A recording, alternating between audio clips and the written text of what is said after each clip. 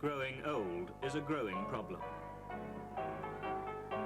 It's particularly a woman's problem because women last the pace better than men. The average woman can expect to live till she's 75, 7 years more than the average man. But what does life hold once the dance is over and a partner has gone?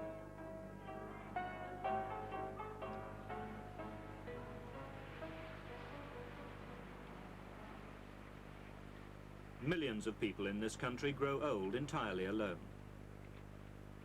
Many of them have left the friends and surroundings they've known all their lives to settle on the south coast, where the memory of yesterday's holidays remains bright, where, even in the autumn, the sun still warms. It's part of a two-way migration. The old folk go south, and the young ones leave for jobs far away from these aging seaside towns. And with the increase of old people in the population, the system of welfare services to take care of them is breaking down. Worthing is the oldest town in the British Isles. 1 person in every 3 is a pensioner. It's a town where the death rate is double the birth rate. Yet every year about 3,000 more elderly people move to the Worthing area, and Worthing can no longer cope.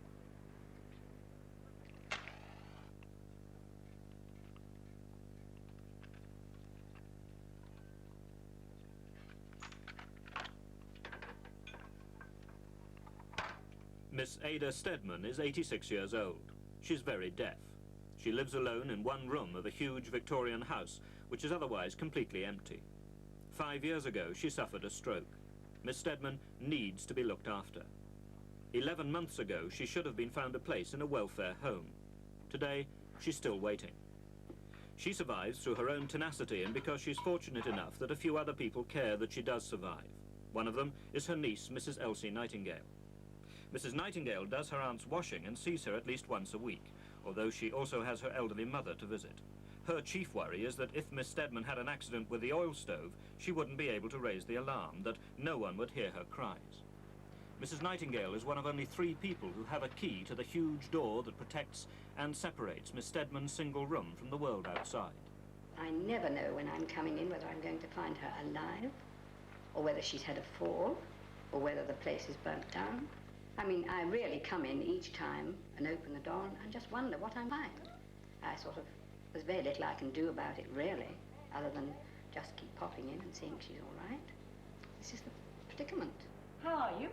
All right. About 5 years ago, when she'd had this stroke, which left her one side, her hand and her leg, and this has left her very tottery. But in the last year, she has decidedly got far more tottery on her feet. When I watch her across the room and do odd jobs while I'm here, she's very shaky indeed. Now, a couple of weeks ago, she did have this accident with the paraffin burner. Yes, with the cooking stove, you see. She obviously overfilled it, went to light it, and it just flared up. And it completely burned all the metal handles off of the stove, so it was quite a severe fire, really. But it's her heating stove I worry about, because she often overfills that, and you find a plate full of paraffin underneath dripping. And she's only got to drop a match into it, and it would just go up. I had to close the light when I hadn't put it top down properly once, about a few weeks ago. Of course, the light, found a little of that, that's a gramophone, a table gramophone that is over there. How, you see, I had that, how did you put the flames out? I put a kettle of cold water over it. It went in the tray. But I have to use the paraffin for heating the room, you see, because Dr. Campbell said, keep warm, whatever you do. Twice a week, Miss Stedman goes out. Where's your key? Your key? She goes out to do her shopping and to collect her pension, accompanied either by her health visitor, Miss Duguid, or by her home help, Mrs. Parsons. Cold, isn't it, today? It's cold. It's not part of a health or welfare worker's job to take an elderly, frail woman to the shops. They do it because they want to, and because, if they didn't, no one else would. Well, when I Whenever I call on Miss Stedman, she's always ready. She's got her hat on and coat on, and the bag is ready, shopping bag, the money.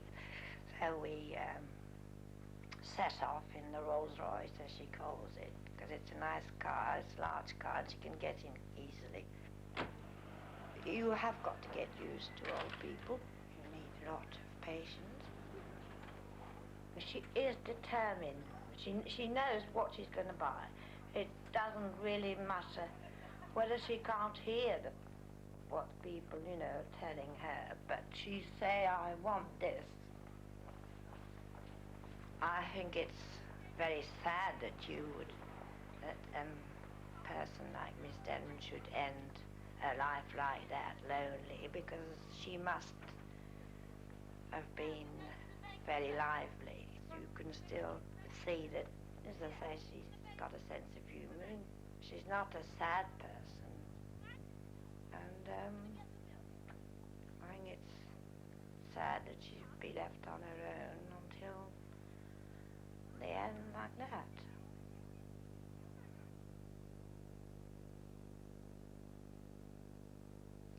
On Sundays, as I say, sometimes I just sing to myself. I sing all the hymns I know. I use my voice as far as I can. What is your favourite hymn? My favourite hymn? Well, one is Abide With Me, and another is Ever This Redeemer. I like Abide With Me. Do you want to go today to a welfare home? Welfare home? Do I want to go? I must go, I think. But will there be a vacancy? That's what I want to know. How long have I had to wait? Miss Stevens said it would take 2 years, you know, she said. One part of that 2 years is gone, but I don't know if I'm still on the waiting list at all. You have been waiting a long time. Yes, I've been waiting since last November. Mrs. Nightingale, what are you going to do about the predicament in which Miss Stedman finds herself? Well, the only thing is really to wait. The favourite hymn I was thinking of was As Even Ere the Sun Was Set. Sick, O Lord, around thee lay. Oh, in what divers pains they met, but with whose joy they went away. Once more 'tis eventide, and we, oppressed by many a care drawn nigh, what if thy form we cannot see? We know and feel that thou art near. Well, that's a lovely hymn, and it takes in everything, you see, really. Yes. What should happen to Miss Stedman, do you think? Oh, poor Miss Stedman. Well, she wants to go somewhere where she can be looked after. I think she realizes that she's past caring for herself, and I think that it's perfectly reasonable to expect that she should be in somewhere where she can be looked after. I think it's terrible that someone like this should live alone in a dirty, lonely, grim establishment with all the hazards that she has to face, on top of which, of course, there's a winter coming. And that's when she's going to get her cold, and because she's old, it'll go to her chest, and she'll get her pneumonia, and I'll be able to do nothing. Each of these marks on the wall chart in the office of Dr. Raymond Franks, Worthing's geriatric consultant, indicates a serious priority case waiting to get into hospital. We're waiting for geriatric hospital beds. At the end of last month, there were 200 people. 180 of these were women and some 20 men. Apart from that, in the county, there are probably some 400 people waiting at home for admission to county residential homes. It's said that there's a total breakdown of the social services in this area imminent. Do you think that that's an exaggeration of the situation? Well, I can only say that with one's waiting list lengthening all the time, breakdown is really here, I think. I mean, the service has broken down. I'm not able to do my job properly, to admit people, rehabilitate them, and get them back into the community. But what about Miss Stedman? Miss Stedman, who's been waiting 11 months and still doesn't rate a top priority. The problem of Miss Stedman still remains, although for how much longer, it's difficult to tell.